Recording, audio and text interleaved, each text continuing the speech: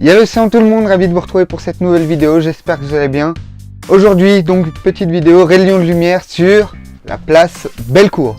J'attends pas mon heure, je viens créer mon propre fuseau horaire. Vidal, on a millions sur la carte. Lyon sur la carte, Lyon sur la carte, Lyon sur la carte. Petite chose, aujourd'hui on va parler uniquement de ce qui est contemporain à la place Bellecour. Donc si vous voulez savoir des choses un peu plus sur son histoire, n'hésitez pas à aller voir sur mon site internet, je vais vous faire un petit article. Le lien est en description. Et bien sûr, si vous voulez une vidéo supplémentaire, dites-le moi dans les commentaires, c'est notre façon d'interagir. Donc la place Bellecour, en quelques chiffres, qu'est-ce que c'est? C'est la 5e plus grande place de France, mais la première plus grande place piétonne d'Europe. Vous allez me dire comment ça se fait qu'elle est 5e de France, mais première d'Europe. Il y a une petite différenciation toute simple. Regardez sur cette image, la place Bellecour n'est prévue que pour accueillir les piétons, c'est ça qu'on appelle place piétonne ou place piétonnière. Alors que regardez, prenons par exemple la place des Quinconces à Bordeaux. Vous voyez, elle peut aussi accueillir des véhicules. Il y a par exemple sur la place des Quinconces de la Forêt où c'est pas prévu pour que les gens puissent se déplacer dedans. Voilà, c'est ça la différence entre les places tout court, où Bellecour est la 5e plus grande de France, et les places piétonnières, où Bellecour est la plus grande d'Europe. Les petites infos qui peuvent paraître inutiles d'abord. Il faut savoir que la place Bellecour est de forme trapézoïdale pour une surface d'environ 62 000 m². Elle se trouve à Lyon 2, entre le Rhône et la Saône. La place Bellecour pour les Lyonnais, qu'est-ce que c'est? C'est déjà le point kilométrique 0. Ça veut dire que toutes les distances sont calculées à partir de la place Bellecour. Quand on dit à tant de kilomètres de Lyon, c'est par rapport à la place Bellecour. Ensuite, c'est la station de métro la plus fréquentée, avec 2 métros et un nombre incalculable, enfin bien sûr que c'est calculable mais je ne l'ai pas calculé, un nombre que je n'ai pas calculé de bus, je vais vous l'indiquer un peu par là, je sais pas. Tout ça, ça nous apprend quoi? Ça nous apprend que c'est également le lieu de rendez-vous favori des Lyonnais. D'ailleurs, si vous voulez vous donner rendez-vous comme un vrai Lyonnais, il faut se donner rendez-vous sous la queue du cheval. Dû à cette grande fréquentation, il y a bien évidemment l'office de tourisme de Lyon qui est implanté sur la place Bellecour. Mais tout ça, c'est fait pour une bonne raison. Ce n'est pas simplement le hasard, c'est parce que la place Bellecour dessert 3 grands axes lyonnais. Si vous traversez le pont, vous atterrirez directement dans le Vieux-Lyon. Le Vieux-Lyon qui est inscrit à l'UNESCO, le Vieux-Lyon qui fera l'objet d'une vidéo à part entière. Ensuite, si vous remontez la rue de la République, vous atterrirez directement jusqu'à l'hôtel de ville, jusqu'à Cordeliers et toute la rue marchande.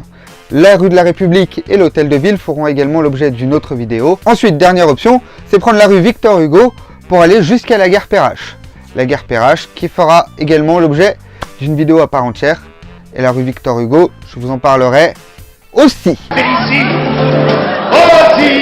Mais plutôt que de parler d'autres vidéos, revenons-en à cette vidéo.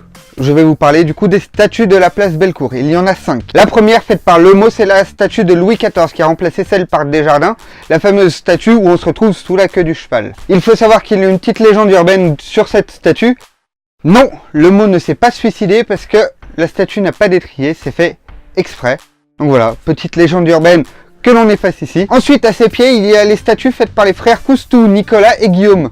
Nicolas Coustou qui a fait la statue qui représente la Saône et Guillaume Coustou qui a fait la statue qui représente le Rhône pour représenter les 2 fleuves qui passent à Lyon. Ensuite, à l'angle de la rue Gasparin, nous avons la statue du veilleur de pierre qui se situe à l'endroit exact où le 26 juillet 1944, une bombe a explosé où il y a eu des représailles.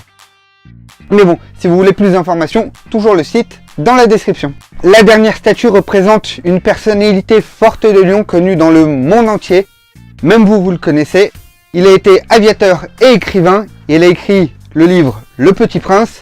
C'est la statue de Antoine de Saint-Exupéry avec le Petit Prince avec lui. Elle a été inaugurée en 2000 pour les 100 ans de la naissance de l'écrivain et aviateur lyonnais. Chaque année sur la place Bellecour est installée une grande roue haute de 60 mètres qui est démontée à peu près début mars. Les places sont chères mais la vue en haut est magnifique. Je vous conseille d'y aller si vous avez l'occasion. Dans les autres événements qui se passent place Bellecour, il y a le Petit Paumé qui chaque année fête son lancement sur cette magnifique place en grande pompe. C'est une grande fête. Si jamais un jour vous avez l'occasion d'y aller, c'est aussi quelque chose que je vous recommande. Autre événement qui a lieu tous les ans, le week-end de la Pentecôte a lieu le concours de la boule lyonnaise. Personnellement, je ne pratique pas ce sport, mais si certains d'entre vous le pratiquent, je vous conseille d'y aller. Il est temps pour moi de vous laisser avec cette magnifique vue de la place Bellecour sur Fourvière. N'hésitez pas à aller me rejoindre sur les réseaux sociaux qui sont dans la description. N'hésitez pas à aller me voir sur mon site internet. Et moi, je vous dis à très vite pour une prochaine vidéo. Allez, ciao tout le monde!